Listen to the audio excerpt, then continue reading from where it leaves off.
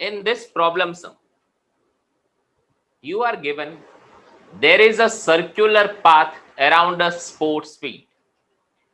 Sonia takes 18 minutes to drive one round of the field.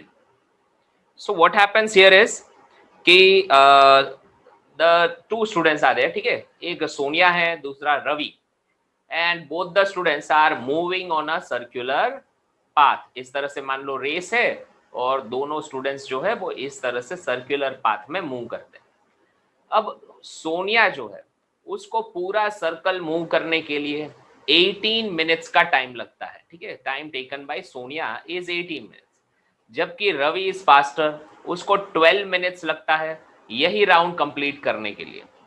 And question ये है कि suppose both of them starts together, ठीक है, दोनों ही स्टूडेंट्स एक साथ अगर स्टार्ट करेंगे तो क्वेश्चन यहाँ पे ये है कि after how many minutes will they meet at the starting point. ये हमारा स्टार्टिंग पॉइंट है, ठीक है, यहां से स्टार्ट हुआ.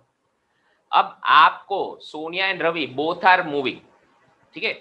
अब क्वेश्चन ये है कि दोनों कब मिलते हैं ये नहीं पूछा, ठीक है. सोनिया अगर मान लो आगे चल रही है, रवि थोड़ा पीछे चल रहा है, कई वे उसको ओवरटेक करेगा, मीट करेगा, पर वो क्वेश्चन नहीं है. क्वेश्चन ये है कि स्टार्टिंग पॉइंट पे दोनों वापस एक साथ कब आते हैं. तो स्टूडेंट्स ऐसे केस में आप लोगों को फाइंड क्या करना होगा. In this case you will have to find out what is the LCM of this two, ठीक है. 18 और 12 का आपको कॉमन मल्टीपल फाइंड करना होगा. So here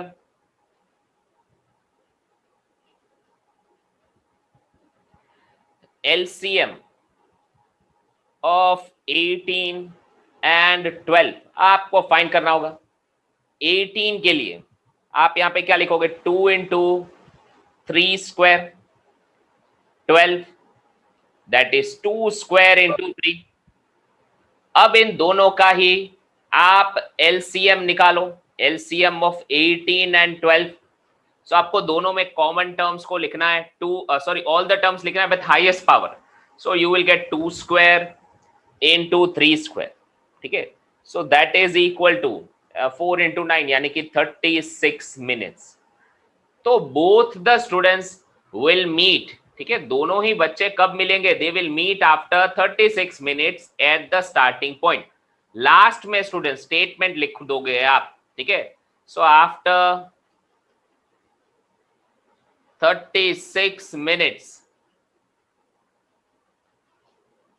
they will meet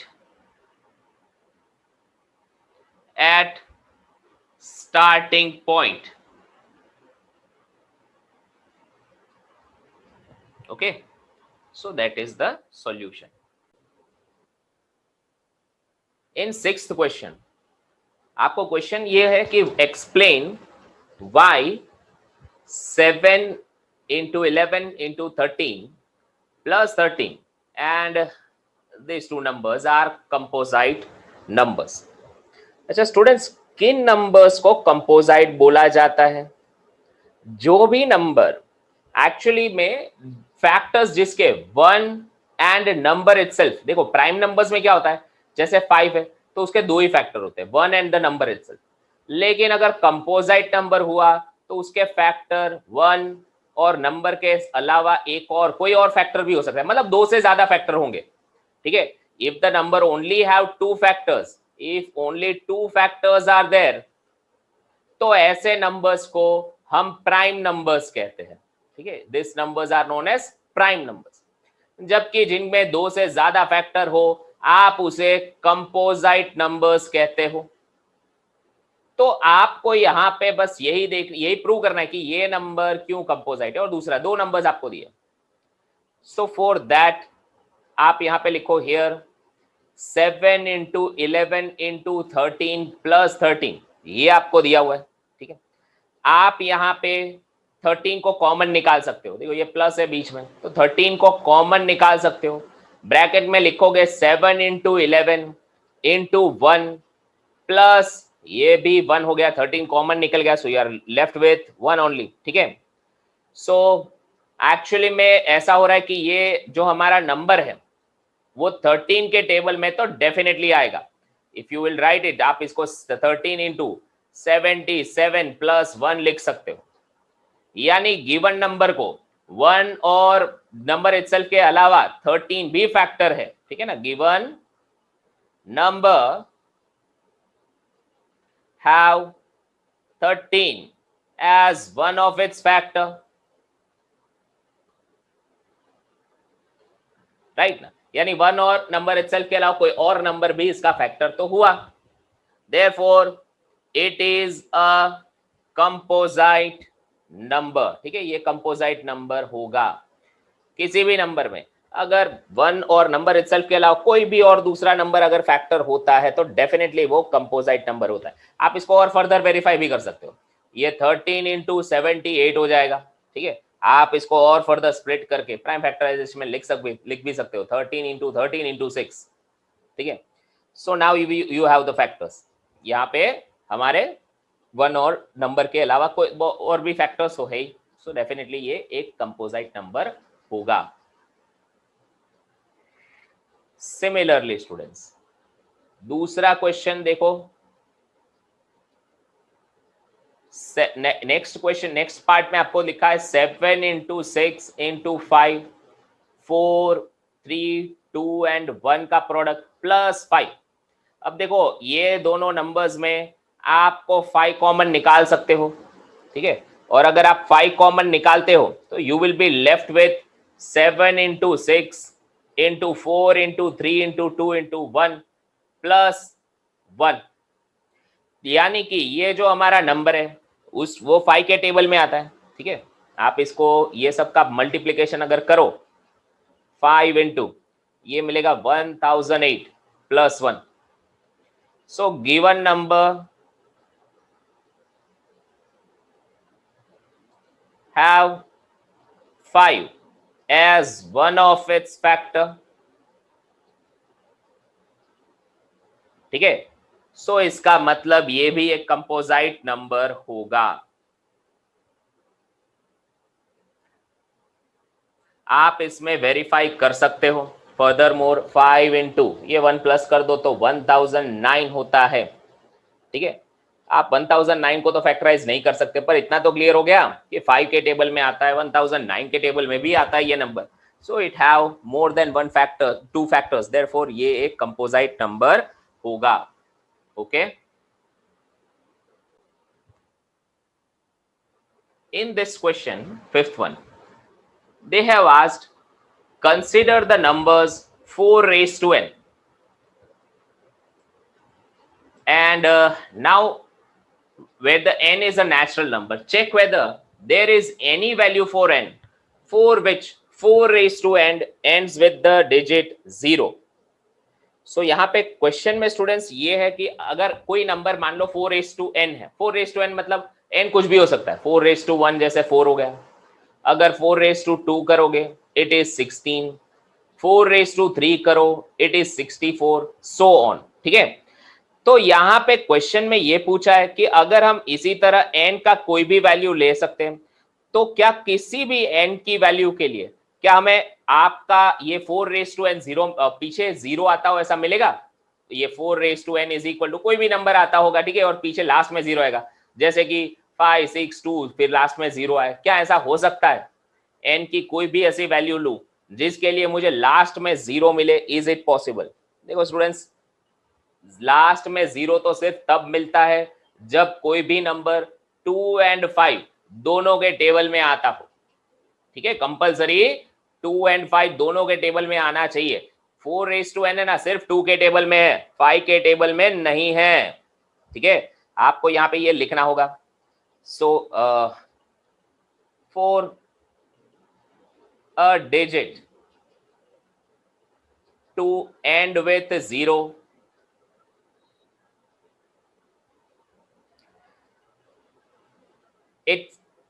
its fact it should be divisible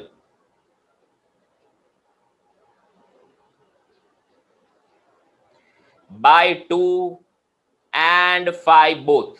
ठीक है. दोनों से डिविजिबल होना चाहिए, सिर्फ एक से हो तो भी नहीं चलेगा. Now 4 raised to n it is equal to 2 square raise to n, जिसको आप 2 रेस टू 2n कह सकते हो, ठीक है। सो it is not divisible by 5, ये 5 से डिविजिबल तो नहीं हो रहा है, therefore 4 raise to n can not end with 0 for any value of n, n की किसी भी वैल्यू के लिए ये कभी भी यूनिट प्लेस में 0 नहीं मिलेगा। Okay, so that is the solution. चलो इस सम में check whether 6 raise to n can end with 0 for any natural number. तो इसके लिए स्टेप्स जैसे आगे लिखे थे वैसे ही लिखेंगे। For any digits to end with 0 definitely it should be divisible by both 2 and 5, दोनों फैक्टर्स होने चाहिए। नाउ 6 रेज़ टू n यानी 2 इंटू 3 रेज़ टू n हो गया, ठीक है। सो दैट नाउ ये नंबर में देखो 2 तो फैक्टर आया पर 5 फैक्टर नहीं आ रहा है। Okay, therefore 6 raised to n is not divisible by 5 for any value of n. Therefore 6 raised to n cannot end with 0, ठीक है। 6 raised to n कभी भी 0 नहीं होगा for any natural number n, n कोई भी नेचुरल नंबर हो उसके लिए कभी भी आपको 0 नहीं मिलेगा। Okay, that is the solution. अब नेक्स्ट पार्ट में स्टूडेंट्स, इर्रेशनल नंबर्स किसको कहते हैं? Irrational numbers, which are this numbers? जिन भी नंबर्स को आप p अपॉन q फॉर्म में नहीं लिख सकते, यानी कि फ्रैक्शन फॉर्म में नहीं बता सकते, उनको आप इर्रेशनल नंबर्स कहोगे, ठीक है। जैसे कि लेट अस से √2, ये कभी फ्रैक्शन में नहीं बता सकते, लेकिन 2.3 को बता सकते हो 23/10। ऊपर और नीचे डिनोमिनेटर और न्यूमरेटर दोनों ही इंटीजर्स होने चाहिए थे, ठीक है। सो ये पॉसिबल इसमें होता है, तो ये रैशनल है। लेकिन ये नंबर इर्रेशनल होगा। √3, √6, √8 ये सब इर्रेशनल। हाँ, √4 रैशनल है क्योंकि उसका रूट निकलता है 2, और वो 2/1 के फॉर्म में रिप्रेजेंट कर सकते हो। इवन पाई, ये भी एक इर्रेशनल नंबर है। मैंने आपको मतलब ये आपको पता होना चाहिए, पाई का वैल्यू 22/7 लिखते, पर ये एग्जैक्ट वैल्यू नहीं है, ठीक है। सो एक्चुअली में ये एक इर्रेशनल नंबर है। Yes, we can define it कि number which can not be written in p/q form. जिस भी नंबर को फ्रैक्शन फॉर्म में नहीं लिख सकते, ऐसे नंबर्स को इर्रेशनल नंबर्स कहा जाएगा। ओके, नाउ इवन जो इनफाइनाइटली नॉन रिकरिंग नंबर है, जैसे कि 0.1, 001, 0001 सो ऑन, ये नॉन रिकरिंग नंबर आते हैं तो वो इर्रेशनल में इंक्लूड होंगे। हालांकि ये अगर 2.333 ये रिकरिंग नंबर हुआ, आप इसको 2.3 बार लिख सकते हो, ये रैशनल है, ठीक है। This kind of numbers are rational numbers. Now students, हमें कुछ थियरम्स या कुछ प्रूफ ऐसे देखने होंगे जिसमें आपको बताना होगा कि जैसे √2 है वो इर्रेशनल नंबर है, √3 एक इर्रेशनल नंबर है, ये सब प्रूव करके बताओ। So it is asked. Now before we go to that proof, आपको एक पॉइंट ध्यान में रखना है, एक थियरम 1.3 ये ध्यान में रख लो। For the prime number p, अगर एक p एक प्राइम नंबर है, if p divides a square, then P also divides A। ठीक है, जहां पे A कोई पॉजिटिव नंबर हो सकता है। चलो मैं इसको समझाता हूं। कोई भी प्राइम नंबर, मान लो कि 2, ये अगर 36 को डिवाइड करता है, 2 डेफिनेटली 36 को डिवाइड करता है, तो 36 का स्क्वायर रूट 6 होता है, वो भी 2 से डिविजिबल होगा। ठीक है, यहां पे याद रखना मैं प्राइम नंबर की बात कर रहा हूं। फिर आप ये नहीं कह सकते कि भाई 4 भी तो 36 को डिवाइड कर रहा है, तो क्या वो 6 को करेगा? नहीं, 4 एक कंपोजिट नंबर है। मैं सिर्फ बात कर रहा हूं प्राइम नंबर्स की, कि अगर 36 को एक प्राइम नंबर से डिवाइड करो तो 36 का रूट भी सेम प्राइम नंबर से डिवाइड होगा। चलो आप 3 ही ले लो, 3 भी तो एक प्राइम नंबर है, एंड यू नो दैट कि 36 इज डिविजिबल बाय 3, तो देखो 6 भी तो 3 से डिविजिबल होगा। ठीक है, अगर 5 ये अगर 25 को डिवाइड करता है, तो फिर 5 उसके रूट को यानी कि 5 को भी डिवाइड करेगा। किसी भी नंबर के स्क्वायर को अगर कोई गिवन नंबर डिवाइड करता है, ठीक है, चलो मान लो 500 को डिवाइड करता है, तो उसका स्क्वायर रूट 10 ये भी 5 से डिवाइड होगा। तो इसलिए बोलते हैं कि अगर 5 ए स्क्वायर को डिवाइड करेगा तो 5 ए को भी डिवाइड करेगा। ये 10 100 यानी 10 स्क्वायर हुआ, तो 5 10 स्क्वायर को डिवाइड करता है तो 5 10 को भी डिवाइड करेगा। ठीक है, यही है हमारा थियरम 1.3।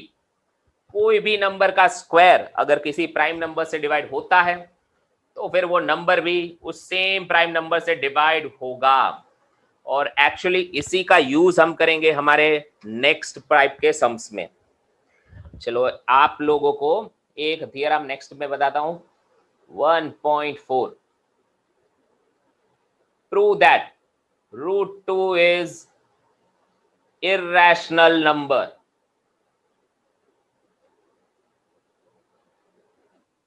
आपको यह प्रूव करना है कि √2 एक इर्रेशनल नंबर है। ठीक है, चलो how will we prove that? सबसे पहले तो हम इसमें कॉन्ट्राडिक्शन लेंगे। ठीक है, कॉन्ट्राडिक्शन लेंगे का मतलब क्या है? उल्टा सोचते हैं। Suppose √2 is a rational number. ठीक है, आप एक कन्वर्स सोचो ऐसा कि √2 एक रैशनल नंबर है। अगर रैशनल हुआ तो उसको P अपॉन Q फॉर्म में बता सकते हैं ना। देयरफॉर लेट्स से कि let √2 equal to A upon B। ठीक है, where A and B are को प्राइम नंबर्स। ये क्या ऐसा, ये इंपॉर्टेंट स्टेटमेंट है स्टूडेंट्स लिखने के लिए। A and B coprime number होते हैं, ये इंपॉर्टेंट रहा इसमें। ठीक है, आगे इसी से कॉन्ट्राडिक्शन आएगा। इसका मीनिंग क्या है? देखो, आप लोग किसी भी नंबर को, मान लो कि मैं 5 को लिख रहा हूं, तो आप इसको इस तरह से कोई फ्रैक्शन में बता सकते थे किसी नंबर को। लेटस से कि आप ये लिख सकते थे 25/5, लेकिन फिर कैंसल करके ये 5/1 होगा। मान लो 6/8 लिखा है, तो इसको कैंसल करके 3/4 ये लिख सकते हो, बराबर ना। अब इसको रेड्यूस और फर्दर रेड्यूस नहीं किया जा सकता, कैंसिल नहीं किया जा सकता, ये आपका रेड्यूस फॉर्म हुआ। ठीक है, रेड्यूस फॉर्म में ये दोनों के बीच में कोई भी कॉमन फैक्टर नहीं होता, दोनों को प्राइम नंबर्स होते हैं। तो हमें यहाँ पे √2 को जो A अपॉन बी फॉर्म में लिखा है, उसमें ये रिड्यूस फॉर्मेट में लिखा है। A अपॉन बी इसका रिड्यूस फॉर्म है, A और B के बीच में कोई भी कॉमन फैक्टर नहीं है। ठीक है, ये पॉइंट हमने मेंशन किया। अब अगर √2 A अपॉन बी है, तो B अगर यहां पे मल्टीप्लीकेशन में गया तो √2 B is equal to A हो जाएगा। ठीक है, दोनों बाजू स्क्वायर कर दो। स्क्वायरिंग बोथ साइड्स, आपको क्या मिलेगा? √2B का square that is equal to A square. अब √2 का स्क्वायर तो 2 होगा, 2B square equal to A square हो जाएगा। ठीक है, अब इसका क्या मतलब हुआ? 2 जो है उसके टेबल में ए स्क्वायर आता है, ठीक है, यही हुआ ना इसका मीनिंग। देयरफॉर 2 डिवाइड्स ए स्क्वायर। अब अगर 2 ए स्क्वायर को डिवाइड करता है तो 2 फिर ए को भी डिवाइड करेगा। हमने ऊपर लिखा था ना आगे कि कोई भी प्राइम नंबर अगर किसी के नंबर के स्क्वायर को डिवाइड करेगा तो उस नंबर को भी डिवाइड करेगा। तो यहाँ पे वही लिखो कि अगर 2 डिवाइड्स ए स्क्वायर होता है तो फिर 2 also divides A. Now let A equal to 2m। अगर 2 के टेबल में आता है ए तो मैं ए को कोई नंबर 2 इंटू कोई नंबर लिखूंगा, ए इक्वल टू 2m। तो ए स्क्वायर हो जाएगा 4m स्क्वायर, बराबर ना, स्क्वायरिंग इट मुझे ए क्या मिलेगा, 4m स्क्वायर। अब इसी को आप इस फर्स्ट इक्वेशन में सब्स्टिट्यूट करो, पुट इट इन इक्वेशन 1। अगर मैं इस ए स्क्वायर की जगह 4m स्क्वायर लिखूंगा तो मुझे 2b square equal to 4m square मिलेगा। ये 2 यहां डिवीजन में जाएगा तो ये कैंसिल करेगा इसको, है ना, और आपको b स्क्वायर मिलेगा 2m स्क्वायर। तो इसका मतलब तो ये आया कि 2 डिवाइड्स b स्क्वायर, 2 जो है वो b स्क्वायर को डिवाइड करता है, और अगर 2 b स्क्वायर को डिवाइड करता है तो 2 ऑल्सो डिवाइड्स b, ठीक है, 2b को भी डिवाइड करेगा। तो इसका मतलब आपने यहां लिखा था कि देखो 2a को डिवाइड करता है, यहां आपने प्रूव किया कि 2b को डिवाइड करता है, तो इसका मतलब तो 2a और b दोनों को डिवाइड करता है। तो आप यहां पे लिख दो कि therefore 2 divides both a and b, ठीक है, दोनों को डिवाइड करता है, दोनों का कॉमन फैक्टर हुआ। लेकिन आपने ऊपर स्टेटमेंट में क्या लिखा था, देखो इधर, a एंड b आर को प्राइम नंबर्स, मतलब दोनों के बीच में कोई भी कॉमन फैक्टर नहीं होगा। आपने ये लिखा था ना, but a and b are को प्राइम नंबर्स।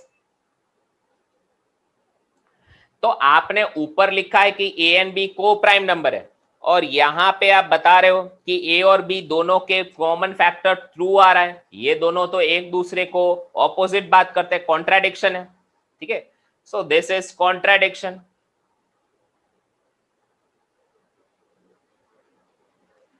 ये कॉन्ट्राडिक्शन क्यों अराइज हुआ, ऐसे ऑपोजिट हमारे स्टेटमेंट्स क्यों आ रहे हैं? तो इसका मतलब तो हमने जो एजम्पशन दिया वो गलत है। अवर सपोजिशन इज रॉन्ग। हमने जो एज्यूम किया वो गलत एज्यूम किया। क्या एज्यूम किया था आपने ऊपर, √2 एक रैशनल नंबर है, ये एज्यूम किया था। अब ये पॉइंट तो गलत प्रूव हुआ, तो इसका मतलब तो ये हुआ कि देयरफॉर √2 इज इर्रेशनल नंबर, ठीक है, ये करेक्ट स्टेटमेंट होगा। So just changing the question, √2 की जगह अब मैं यहां पे √3 इज एन इर्रेशनल नंबर लिख रहा हूं। मुझे ये प्रूव करके बताओ स्टूडेंट्स कि √3 is an irrational number. How will you do this? चलो स्टूडेंट्स, अगर √3 is a irrational number prove करना है, मैं पूरा सब वापस नहीं लिख रहा हूं, मैं यहाँ पे चेंजेस बता देता हूं क्या करने होंगे। आपको यहाँ पे √2 की जगह लिखना होगा √3 की, ये √3 सपोज करो √3 इज अ रैशनल नंबर, ठीक है, ये लिखना होगा। फिर √3 equal to a upon b लिखोगे। So where a and b are को प्राइम नंबर्स, ये स्टेटमेंट इंपॉर्टेंट है, ठीक है, लास्ट में इसको कॉन्ट्राडिक्ट करेंगे इसलिए। So √3b is equal to a, दोनों बाजू स्क्वायर करो तो √3b का square equal to a square होगा। सो यहां रूट निकल जाएगा और आपको इधर 3b square equal to a square मिलेगा। तो अब आप लिखोगे कि देयरफॉर यहां पे a 3 divides a square, 3 a square को डिवाइड करता है, तो इसका मतलब 3 a को भी डिवाइड करेगा, ठीक है। अब आप यहां पे late a equal to 3m लिख दो। सो स्क्वायरिंग इट, आपको a स्क्वायर क्या मिलेगा, 9m स्क्वायर। अब इसको पुटअप करो फर्स्ट में, तो यहाँ पे 3b स्क्वायर, देखो ये स्टेप आपका हो जाएगा, 3b square equal to 9a square, 9m square. ठीक है, अब 3 को यहां से कैंसल करेंगे, so you will get b square equal to 3m square. तो यहाँ पे 3 के टेबल में b आता है, 3 डिवाइड्स b स्क्वायर, सो 3 ऑल्सो डिवाइड्स b, सो 3 डिवाइड्स बोथ। ठीक है ना, a एंड b दोनों को डिवाइड करता है, लेकिन a एंड b तो को प्राइम नंबर्स है, तो ये तो कॉन्ट्राडिक्ट करेगा। सो अवर सपोजिशन इज रॉन्ग। यहाँ पे लिखोगे √3 जो है वो एक इर्रेशनल नंबर होता है। ऑलराइट, इसी तरह स्टूडेंट्स, चलो मैं एक और प्राइम नंबर के लिए आपको बोलता हूं, आप यहां पे डिराइव करके बताओ √5। ठीक है, सपोज डिराइव करो कि √5 एक इर्रेशनल नंबर है, ये डिराइव करके बताओ, do it yourself. So now ये सब में √5 इर्रेशनल करना है, तो यहाँ पे सपोज करो कि √5 एक रैशनल नंबर है, so let √5 equal to a upon b होगा। ठीक है, तो b यहाँ मल्टीप्लीकेशन में जाएगा, you will get √5b equal to a, squaring both the sides आपको मिलेगा √5b square equal to a square, so 5 हो जाएगा स्क्वायर करने पर। सो इसका मतलब कि 5 divides a square. Now if 5 divides a square, तो 5 also divides a, so let a equal to 5m, squaring it, a square हो जाएगा 25m square, so putting it in equation 1, ऊपर a square की जगह रख दो तो b square equal to 25m square मिलेगा। ठीक है, यहाँ पे 5b square that is equal to 25m square, so cancel करने पर यहाँ पे मिलेगा b square equal to 5m square, so five divides b square, so 5 also divides b, तो इसका मतलब 5 कॉमन फैक्टर हुआ a और b का, लेकिन a और b तो को प्राइम है, सो कॉन्ट्राडिक्शन हुआ। तो हमने जो एज्यूम किया वो रॉन्ग था, √5 जो है वो एक इर्रेशनल नंबर आता है। Okay, so that is the solution. Students यही चीज आप किसी भी प्राइम नंबर के लिए कर सकते हो। ठीक है, सेम मेथड रहेगा। इन दिस क्वेश्चन हमने खाली √2 √3 की जगह ऐसा लिखा है, show that 5 minus √3 is irrational number. इसमें √3 ऑलरेडी आपको पता है इर्रेशनल नंबर। ठीक है, ये रूट वाला, इस ऐसे सम्स में ना रूट वाले प्राइम नंबर्स जो होते हैं वो ऑलरेडी एज्यूम किए जाते हैं कि वो इर्रेशनल है, we know that. So to prove this kind of sum, हम पहला स्टेप तो ऐसे ही लिखेंगे जैसा आगे लिखते थे, let 5 minus √3 be a rational number. ठीक है, अगर ये रैशनल नंबर है तो वी कैन से कि 5 minus √3 equal to a upon b लिख सकते हैं, फ्रैक्शन में लिख सकते हैं, where a and b are को प्राइम नंबर्स। तो ऐसे केस में अगर मैं √3 को सब्जेक्ट बनाऊंगा तो √3 equal to 5 minus a upon b हो जाएगा। ठीक है, लेट मी करेक्ट दिस, यहां पे होगा 5 minus a upon b। So LCM निकाल के अगर आप लिखो तो √3 equal to 5b minus a upon b। ठीक है, ये भी एक रैशनल नंबर ही है।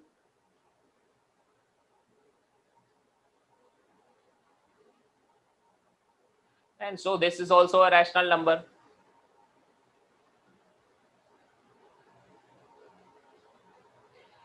लेकिन आपको पता है कि √3 तो एक इर्रेशनल नंबर है, बट √3 इज इर्रेशनल। ठीक है, कोई भी प्राइम नंबर रूट में आए तो इर्रेशनल होता है, तो ये कॉन्ट्राडिक्शन हुआ। This is contradiction. तो हमारा एजम्पशन रोंग था। अवर सपोजिशन इज रॉन्ग। ठीक है, ये सपोज करना कि ये रैशनल है वो गलत है।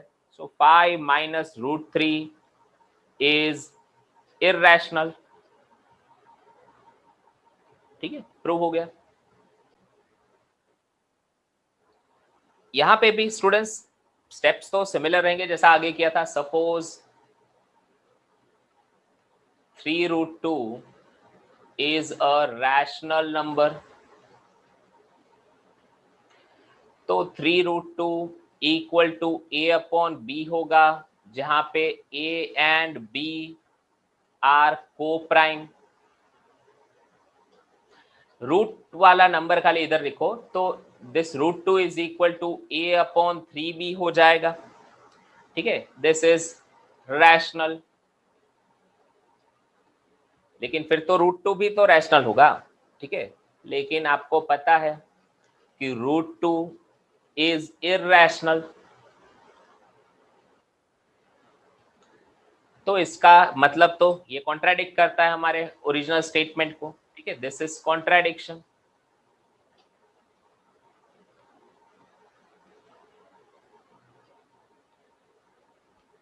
सो अवर सपोजिशन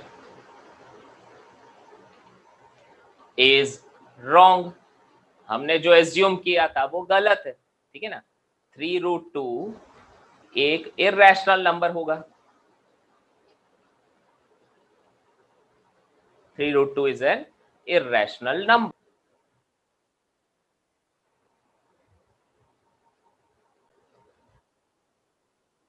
यहाँ पे स्टूडेंट्स फर्स्ट सम हमने ऑलरेडी किया था। ठीक है, मैंने आगे वो रूट 2 रूट 3 और रूट 5 तीनों तीन साथ में समझाया था, तो दैट वाज इट। तो आप लोग ये अभी कर सकते हो।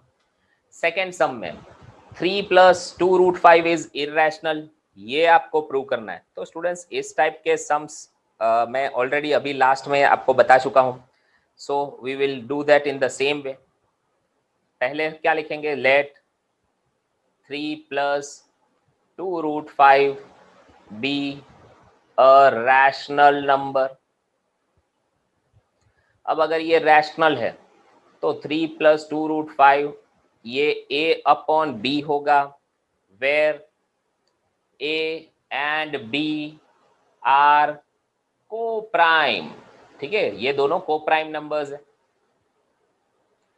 सो वी कैन से दैट कि 2 root 5 is equal to a upon b minus 3, ये एक रैशनल नंबर होगा। आप एलसीएम निकाल दो इधर, तो 2 root 5 equal to a minus 3b upon b is a rational number. Root 5 इसका मतलब क्या होगा, a minus 3b upon 2b। ठीक है, it is a rational number. So अगर रूट 5 भी एक रैशनल हुआ, लेकिन आप जानते हो कि एक्चुअल में रूट 5 तो इररेशनल है, but root 5 is irrational. So this is contradiction.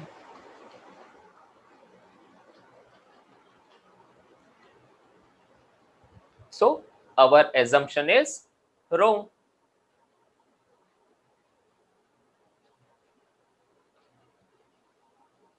हमने जो सपोज किया था वो गलत है। So root 5 is sorry not root 5, ये 3 प्लस 2 रूट 5 is irrational। ठीक है, ये नंबर एक irrational नंबर होगा।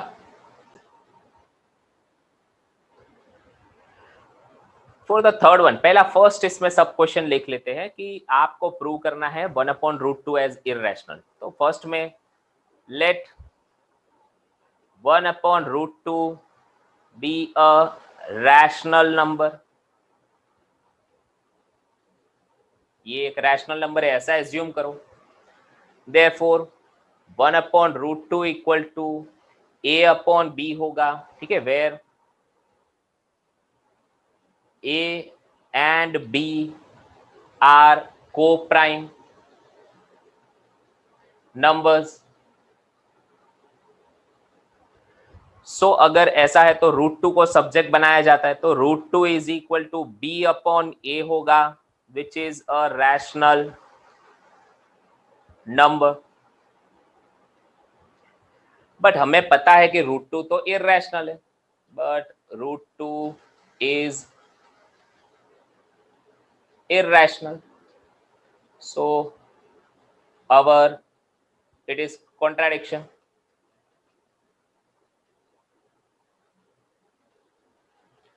तो हमारा जो assumption है वो गलत है, our supposition is wrong. ठीक है, हमने जो assume किया वो गलत assume किया था. So 1 upon √2 is an irrational number. ठीक है, ये होगा स्टूडेंट्स आपका फर्स्ट का proof. In the same way students, second के लिए अगर आपको प्रूव करना है 7√5 का, तो ये जो पॉइंट, ये जो यहाँ पे मैंने जो 1 अपॉन √2 लिखा था, बस उसको चेंज कर दो और आप लोग सेकेंड वन भी प्रूव करते हो. स्टेटमेंट्स ऑलमोस्ट सिमिलर रहेंगे. ठीक है, सो जस्ट इन स्टेटमेंट्स को चेंज करो and you will get the second one also. जैसे कि यहाँ पे लिखोगे लेट 7√5 बी रैशनल नंबर, तो 7√5 को A अपॉन B लिख सकते हैं. ठीक है, हाँ ये थोड़ा चेंज हो जाएगा. यहाँ पे एक्चुअली आपको मिलेगा √5 equal to A upon 7B, जो कि एक रैशनल होगा, हम लिखेंगे. ठीक है, जैसे ऊपर से लिख रहे आ रहे हैं. बट हमें पता है कि √5 तो इररेशनल नंबर है, तो ये तो कॉन्ट्राडिक्शन हो गया. ठीक है, हम लोग यहाँ पे लिख रहे रैशनल है और यहाँ पे इररेशनल, सो कॉन्ट्राडिक्शन. तो हमारा सपोजिशन रॉन्ग है और 7√5 जो है वो एक इररेशनल नंबर बनता है. ठीक है, that is the second proof. In the same way students, अगर आपको थर्ड करना है, मैं देखो यहाँ पे ये चीजें जो रब कर रहा हूँ वहां पे चेंजेस आएंगे कुछ. ठीक है, and you do that now yourself. एक बार ट्राई करो और फिर आप वीडियो को देख लेना. यहाँ पे स्टूडेंट्स थर्ड में तो आपको लिखना होगा 6 प्लस √2 रैशनल है, तो इधर पे let 6 plus √2 equal to A upon B लिखो. 6 को इस तरफ लेके जाओ, √2 equal to A upon B minus 6 बनेगा. ठीक है, तो ये एक रैशनल हुआ, लेकिन आप जानते हो कि √2 तो इररेशनल है. ठीक है, तो यहाँ पे रैशनल लिखा है, ये इररेशनल, सो कॉन्ट्राडिक्शन हुआ. तो हमारा सपोजिशन रॉन्ग है और 6 प्लस √2 हमें इररेशनल नंबर मिलता है. ओके